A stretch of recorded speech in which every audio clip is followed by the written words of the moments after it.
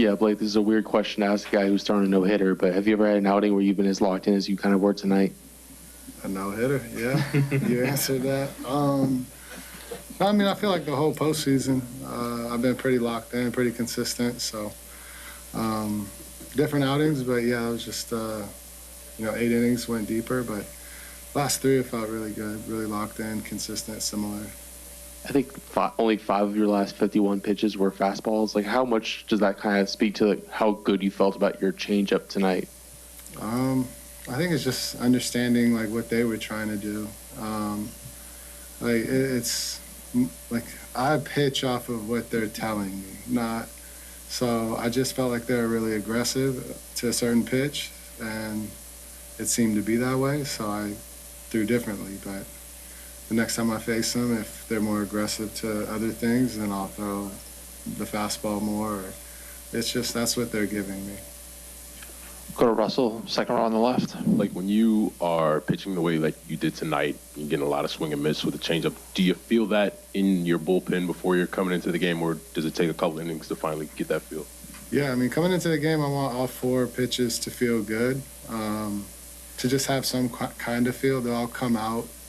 Like when I come out to the game, it'll be different. Like, okay, this is what I'm seeing. I'm going to go with more changeups to this hitter, or more sliders, curve, whatever. But the whole goal is just feel confident that I can strike all 4, and then when I get out there, their approach will tell me what I'm going to do. Bill in the front. Maybe one for each of you. Freddie, you've been fortunate to play in so many postseason games. If this wasn't the most dominating pitching performance, what was? I mean, I can't think of one off the top of my head that was just so good from the start. Sometimes it'll take an inning or 2 for someone to settle in, and it was from the get-go. Just what he can do with the changeup against right-handed hitters, I think that's from 82 to 88. You can throttle it whenever he wants. It's not just one pitch. He's throwing it. It's like 3 different pitches when you throw at 3 different speeds for hitters. And then when you think you're going to sit on something, here comes 96, 97. It was a masterpiece tonight. Yeah. And Blake, what does it mean to you to go from, early in your career, you got great stuff, and everybody's talking about, well, okay, 5 innings, 100 pitches, to now you can get 7th, 8th inning every time. Maybe could you go on the 9th? Feel like you could have gone on the 9th? Yeah, I mean, I felt I could have, but I trust Dave. He knows what's best for the team. Yeah. But as far as the growth. Yeah, and then one more, I've always been a pitcher that could locate. I've just been labeled a wild pitcher, but I've never felt that's ever been true. But my last 3 years have been pretty consistent, and I could throw the ball, do what I want with the ball, but the narrative's always been, he's a wild pitcher, walks a lot of guys, but I laugh at it because it's not true. And I know that because I'm the one throwing the ball. Fabian. Yeah, Blake, before the game, Andrew was kind of talking about the conversations you were having early on in free agency about what it meant to be in October and how that was kind of what was driving you at this point in your career. Like, how much do you kind of remember about those talks with Andrew early on this offseason, and what did you kind of express to him at that time? Yeah, no, it's clear as day. Yeah, I remember saying Freddie, Mookie, Shohei in that lineup, I can't wait to pitch. That was really the start of it, but just seeing what they're able to do and wanting to be a part of it and knowing how important postseason is to them, and that's just something that I wanted to be a part of. Even playing against them, watching, it was just always in the back of my mind, I wanted to be a Dodger and play on that team. And to be here now it's a dream come true. I couldn't wish for anything more. And yeah, I'm just going to do the best I can to help us win a World Series.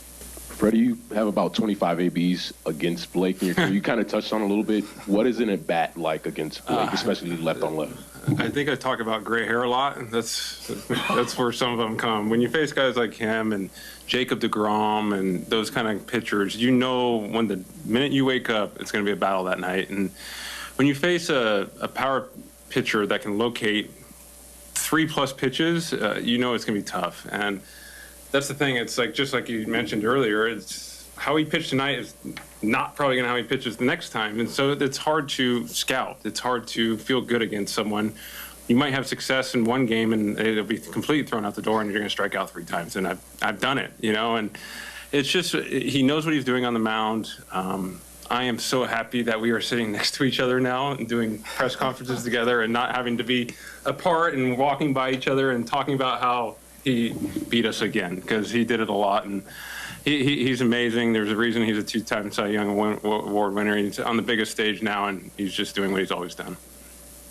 And Freddie, this probably goes without saying to a certain extent, but especially given the way this game got late, how important was it just to get this one and escape here with a win and sort of establish yourselves now as the favorite in this series? I mean, we knew coming into the series they play great defense, they pitch, they get the big hits when they need to. That's just who the Brewers are. It was going to be a tough series from the beginning, and you saw it tonight.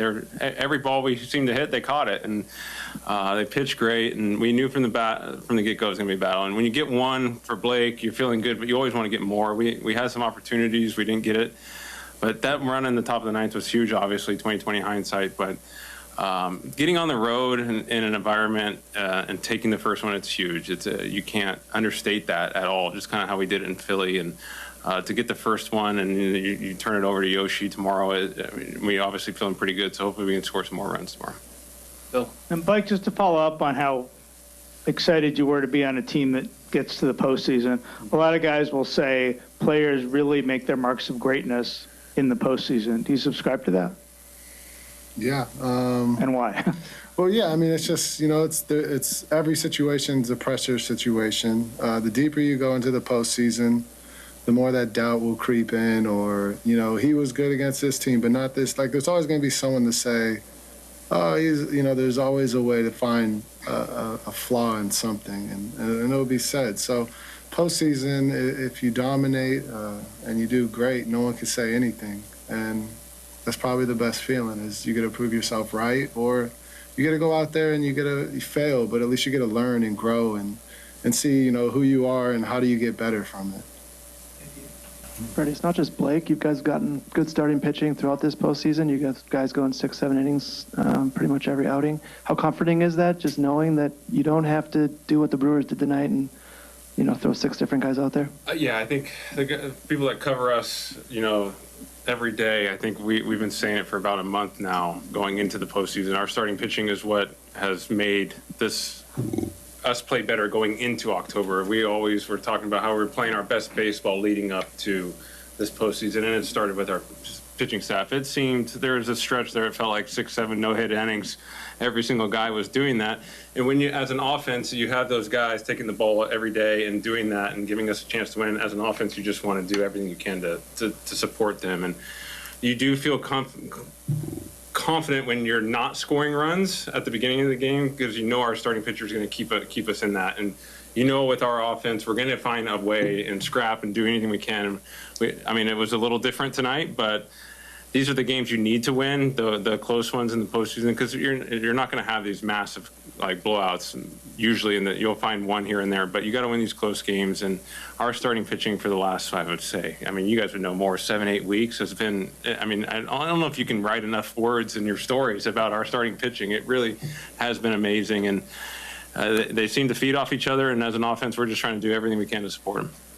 Hey, Freddie. So Pat Murphy joked about the fact that you've been a Brewer killer for a while. He wishes you would oversleep tomorrow. I know that there's not much stock that you can take in who you play or where you play, because it's not fully just about the ballpark, or it's usually just the moment and it changes. But what is it about, whether it be playing here or playing that team, that gets you up maybe a little more? Yeah, obviously I've played a long time and faced these guys a lot, and there is no rhyme or reason to it. It could literally be I just feel good about my swing during the course of the regular season and those 3 to 4 days that we play the Brewers. And sometimes as a hitter, when you feel good, it doesn't really matter who you're facing. And then sometimes when you're feeling bad, it doesn't matter who's on the mound. You got no chance. And I don't know what it is, or I'm not going to try and find a reason for it, but I like environments where it's not 25 degrees outside and your hands are cold, and I always seem to like enclosed stadiums. But I can't give you a reason, but Murph and I are very close, and I don't think I'm going to oversleep tomorrow.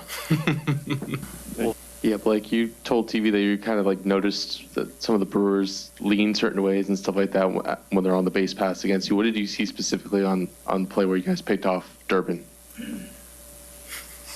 I can't tell you. I saw enough that I need to pick.